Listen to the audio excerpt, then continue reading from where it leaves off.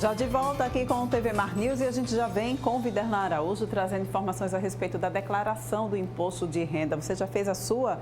Corre que até o dia 31, não é isso, Viderlan? Dá tempo ainda de fazer, né?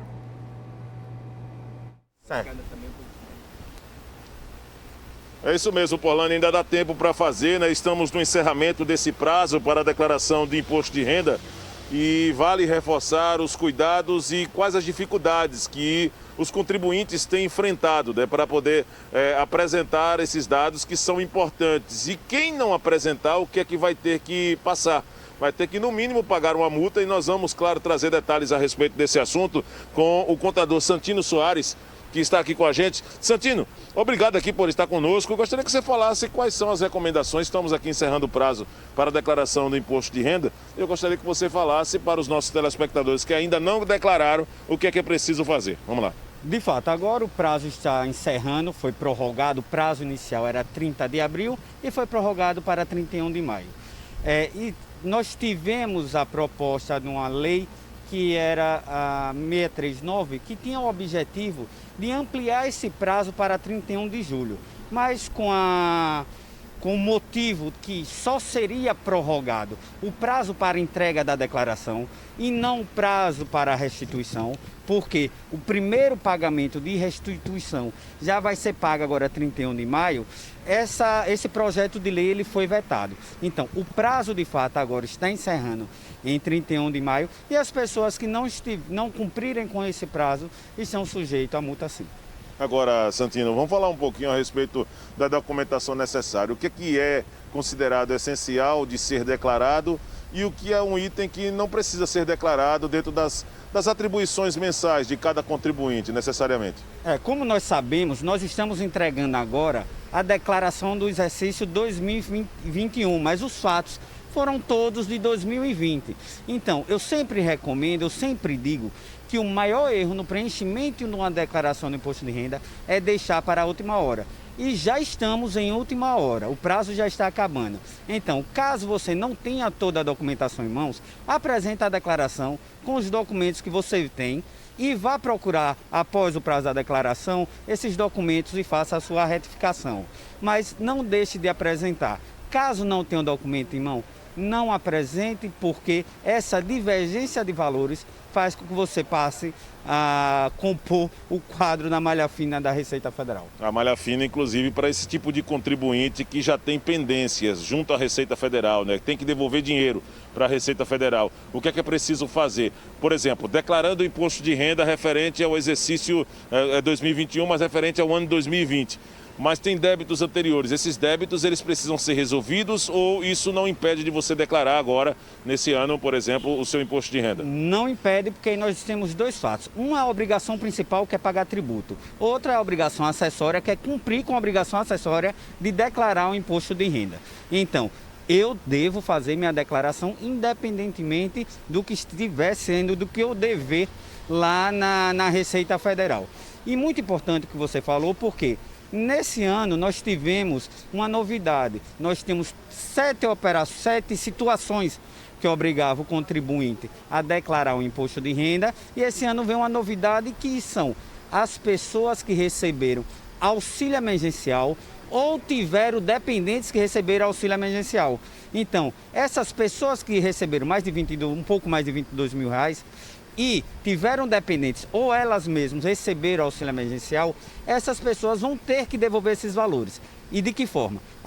No momento que você apresenta a sua declaração, quando for impresso o recibo, já vai vir a notificação e o DARF para recolhimento do auxílio emergencial que foi pago indevidamente. Agora, Santino, no caso de pensões alimentícias, quem deve exatamente, entra como declaração também para quem tem esse imposto subtraído como lei, né, estabelecido por lei, através de contra-cheque, para quem é funcionário de empresa privada, pode declarar também, entra no imposto de renda? Essa pergunta é extremamente importante, porque as pessoas costumam entender que quem recebe o auxílio alimentação não, pensão alimentícia, ela está recebendo aquilo para custear as atividades do seu filho, pagamento de escola, pagamento de plano de saúde.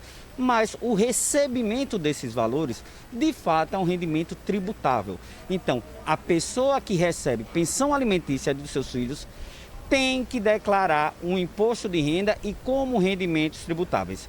Aí depois, quando eu vou lançar as despesas com saúde e educação, sim, que eu tive com esse meu dependente, eu vou abater do valor tributável o que é dedução desse imposto de renda. Agora, no caso, a parte que tem essa ideia, né? A parte que tem a obrigação, no caso de um processo de relacionamento em fazer o depósito da pensão alimentícia, para declarar exatamente esse valor, entra também no imposto de renda para quem paga, quem tem a obrigação? Entra sim, ele vai declarar o rendimento tributável que ele recebeu no imposto de renda e vai lá na ficha de pagamentos e vai declarar em pagamentos a dedução da pensão alimentícia, sim. Santino, outra dúvida que acaba sendo também muito importante nesse procedimento, quando se fala de contribuições daquilo que pode ser considerado como item essencial, alimentação, por exemplo, despesas como são consideradas de lazer, essas coisas, elas entram também como declaração de imposto de renda?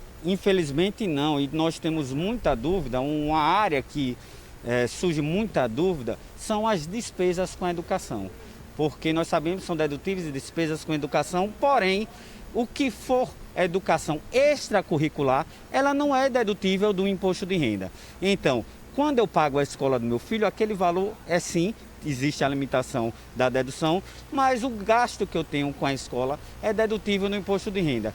Já se esse mesmo filho não está mais na escola, está fazendo cursinho preparatório, entende-se que é uma educação extracurricular. Então, tudo que for extracurricular, curso de inglês, creche, não entra como dedução do imposto de renda. E é muito comum as pessoas apresentarem esses valores e esses valores serem glosados pela Receita Federal. A respeito, Santino, ainda de outra dúvida que também acaba sendo muito pertinente para o momento de declaração do imposto de renda, a restituição.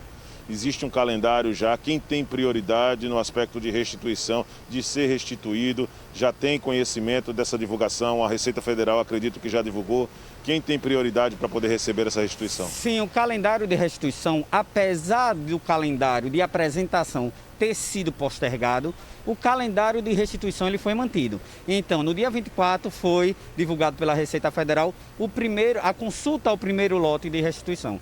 Então, as pessoas já podem consultar o primeiro lote e o primeiro lote vai ser pago agora no dia 31 de maio, que é o prazo final. Então, quando algumas pessoas ainda estão apresentando e declarando o imposto de renda, outras pessoas já estão recebendo a restituição. É possível fazer e entrar na dedução quando se tem obrigação com dívidas, com compras e com débitos de terceiros, nesse caso débitos fixos, em nome de outra pessoa? É possível um cidadão, um contribuinte, fazer essa dedução? Nós temos que entender que a declaração que você está fazendo é a declaração sua de contribuinte. Então, o que é que eu posso incluir nessa minha declaração como dependente? Eu tenho lá um rol de pessoas, de situações que podem ser declarados como dependentes, mas no fato de uma pessoa, de eu ter que cumprir com a obrigação de um terceiro que não se enquadra como meu dependente, não me dá o direito de fazer essa dedução no meu imposto de renda. Algumas instituições bancárias têm, inclusive, entrado em conformidade dentro daquilo que a lei estabelece e até muitas vezes, em alguns casos extremos de não declaração de imposto de renda, ter bloqueio de contas. Isso ainda continua acontecendo, bloqueio de conta bancária, é isso que me refiro, Santino. Sim. Olha, essa questão de conta bancária são fatos que não deveriam ser levados em Constituição, porque essa obrigação acessória que nós estamos cumprindo é com a Receita Federal. O sujeito ativo dessa obrigação acessória é a Receita Federal. Porém, os bancos utilizam como uma referência para a concessão de empréstimos, para analisar a vida daquele cliente, a declaração de imposto de renda. Então, é extremamente interessante que você faça a declaração de imposto de renda, porque você só não atende a Receita Federal, que, repito, que é a pessoa que tem a competência de cobrar essa declaração do imposto de renda. Por muitas vezes, outras instituições utilizam dessa informação porque sabem que é uma informação fiel. Deixa um recado para o nosso telespectador. Quero agradecer, inclusive, a sua participação, trazendo esses esclarecimentos, até porque estamos aí em cima do prazo final, né, para a declaração do imposto de renda no exercício 2020. Por favor. Eu queria deixar uma dica a todos os contribuintes. Aqueles contribuintes que tiverem imposto de renda a pagar e optaram pela declaração completa, eu peço que faça a doação de parcela do seu imposto de renda a pagar para as instituições Fundo de Amparo de Criança e Adolescente e do Idoso. É muito simples, você não vai pagar mais imposto por isso e a gente vai estar dando uma destinação correta ao nosso imposto de renda. Muito bem, conversamos então com o Santino Soares, ele que é contador, explicando, não é, Porlane, para nós todos os detalhes a respeito de quem ainda não declarou o imposto de renda. Lembrando que até o final deste mês, o prazo final, né, até às 23 horas e 59 minutos do último dia deste mês, então é preciso correr para quem ainda não recolheu a documentação necessária para apresentar todas as deduções para entrar neste imposto de renda e garantir dentro da legalidade pelo menos o fato de ter apresentado as informações e não correr o risco de alguns transtornos, como pagamento de multas e até mesmo, em determinadas situações, bloqueio de suas contas através de instituições bancárias. Com imagens de Chico Nogueira, eu vou me despedindo dos telespectadores da TV Mar agora, nesta quarta-feira, pelo Departamento de Jornalismo, mas teremos um novo encontro às 11h30 da manhã com o programa Canal Esportes. Um grande abraço para você, até amanhã, Porlane. Obrigada, Viderlan, pelas suas informações. A gente vai agora para o nosso quadro Direito e Cidadania, já recebendo aqui no nosso estúdio Jamile Coelho. Jamile, bom dia para você, tudo bom? Hoje traz um tema também, sempre temas polêmicos, né, Jamile? Hoje a gente vai falar sobre distritão. Para você que está em casa, não está sabendo ainda o que é isso, explica para a gente o que é distritão. Bom dia, Porlane. Bom dia a todos e a todas. Então, toda vez que, no ano que não tem eleição, eu fico brincando, a gente parte para uma reforma, quase sempre. Eu atuo em eleição já faz um tempinho, não vou dizer o tempo para ninguém fazer as contas, mas eu nunca fiz uma eleição com a mesma legislação em 2 anos seguidos. Ou seja, entre as eleições gerais e as eleições municipais. Dessa vez, a bola que está em campo é a alteração do sistema eleitoral, do sistema de votação para vereadores, deputados federais e deputados estaduais. Hoje, a gente tem uma eleição proporcional. Como é que é feito isso? A gente vota ou no candidato ou no partido. Esses votos, se veem os votos válidos, se divide os votos válidos pelo número de cadeiras, ou na Assembleia, ou na Câmara dos Deputados, ou na Câmara de Vereadores, e aí você tem um quociente eleitoral. A cada vez que um partido atingir aquele número de votos, ele vai tendo uma vaga e vai colocando os deputados mais votados, certo? Então, muitas vezes você vota em A e o eleito é o B. Porque isso é uma forma de garantir a representatividade. Ou seja, você garante a representação das minorias, você garante um retrato. Eu não vou dizer que inteiramente fiel, porque o sistema ainda precisa de calibragem, mas mais próximo da realidade. A questão do sistema proporcional é que muito poucas pessoas entendem essa contagem, principalmente se você chega em relação às sobras, porque tem determinados votos que não podem ser considerados quociente eleitoral, mas eles existem. Então, essa distribuição das sobras, né, das sobras de vagas, das vagas que os partidos não conseguiram atingir, ele tem um cálculo meio complexo e hoje ele é distribuído por média. Eu não vou entrar aqui porque eu teria até que ter um papelzinho para explicar um quadro, mas ainda hoje se define esse sistema proporcional, ele é um dos mais utilizados no mundo como o mais próximo da realidade. O que é que está na pauta da vez? Pois é, e vem o distritão com a proposta de eleger os mais votados, não é isso? Basicamente é isso. Qual é a vantagem? A gente tem hoje a PEC 125/2011. Se você ler o texto da PEC, você vai procurar isso e não vai encontrar. A PEC 125/2011, ela simplesmente fala do adiamento das eleições. Quando o segundo turno, principalmente, cair próximo ao feriado. O que acontece? A Constituição Federal determina que nos locais onde houver segundo turno, ele vai ser feito no último domingo de outubro. Né? O primeiro turno, normalmente, para quem nunca prestou atenção, é no primeiro domingo de outubro e o segundo turno no último domingo de outubro. Ano passado, excepcionalmente, por conta da pandemia, a gente foi para novembro. Teve que ter uma PEC, que é um projeto de emenda constitucional, para alterar a Constituição, um processo legislativo mais complicado, para adiar a eleição. Então, hoje, nessa PEC, a proposta dessa PEC é única e exclusivamente alterar a data aqui. Se ficar próximo de um feriado, a exemplo do finados, no dia 2 de novembro, as pessoas costumam viajar e não votar. Então, o nosso parlamento quer evitar isso. Ele quer que as pessoas compareçam, até porque a gente já vem dizendo o quanto é importante a gente se inteirar e participar dessas decisões políticas. A PEC só tem isso. Só que ela está servindo de base para uma série de reformas eleitorais ou de pontos a serem alterados. Um deles é o sistema.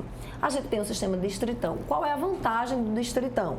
Você simplesmente pega ou todo o estado ou todo o município e sequer divide. Você terá diversas eleições majoritárias para o que hoje a gente conhece como proporcional. Simplesmente os mais votados irão ocupar as vagas.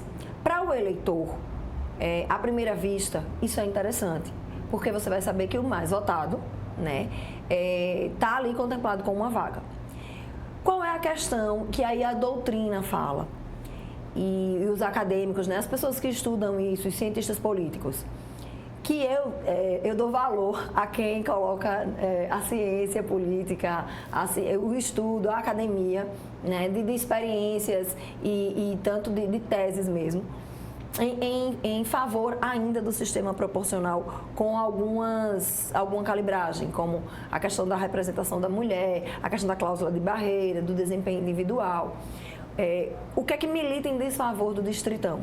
Você terá praticamente a extinção da representação das minorias, porque você vai ter um governo de maioria.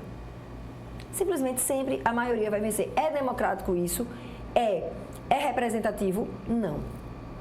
Então, essa é a questão que está sendo discutida no Congresso.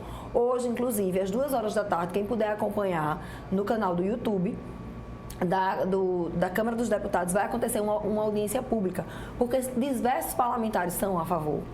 Mas mais parlamentares ainda são contra o sistema distritão, exatamente por conta disso. O que é que você tem com isso também? Você puxa a possibilidade de só eleger celebridades. Você puxa a possibilidade de um partido eleger todo mundo. Você quebra a questão da fidelidade partidária. Muita gente hoje diz, partido não serve para nada. O partido tem uma função muito importante em todo o processo legislativo, não é só no dia da eleição. Então, assim, a composição de bancadas, a composição da mesa das câmaras, a composição da mesa do Senado, entendeu? De como é negociado, e aqui falando negociado sempre no sentido bom da coisa, no sentido da política mesmo, de cessão e concessão, de você contempla o seu direito, agora é a minha vez, entendeu? Não a politicalha, não a negociata, mas o bom andamento das coisas. Então, não é simplesmente a gente mudar o sistema eleitoral, até porque vai exigir toda uma cultura, toda uma adaptação, inclusive da justiça eleitoral. Eu sugiro realmente que mais tarde, quem puder, a partir das 14h, vai ser essa audiência pública. Diversos organismos foram convidados, organismos acadêmicos foram convidados a se manifestar sobre isso. Inclusive, a OAB, pelo seu Conselho Federal, através da Comissão Especial de Estudo da Reforma Política, tive a honra de fazer um parecer sobre isso. Terminei ontem, mandei para a presidente, hoje ela vai falar sobre esse tema. Por quê? Ele tem uma grande vantagem, é de fácil intelecção para o eleitor. Ele tem uma grande desvantagem. Esqueça a representação das minorias. E aí você tem também a influência do poder econômico, porque as pessoas que têm mais dinheiro vão conseguir aparecer mais. E quase que impedir a renovação dos quadros políticos, porque quem já detém mandato vai continuar lá, até por causa da exposição. A gente já meio que vê isso acontecer agora, né? Imagina só se for nesse novo modelo, né? Na verdade, nem sempre o que a gente quer ou o que é mais fácil é a melhor solução. Se diz que para todo problema complexo não existe solução fácil. É verdade.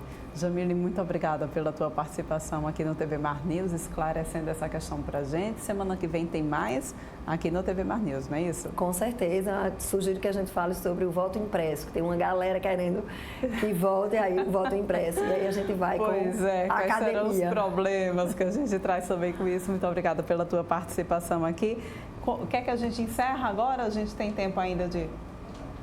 Vamos encerrando então o TV Mar News de hoje. Estamos passando do horário já. Obrigada pela tua companhia nessa manhã. A gente volta a se encontrar amanhã, 8h30, aqui no teu canal 525 da NET, claro, tá bom? Um beijo grande e até lá. Excelente dia para você.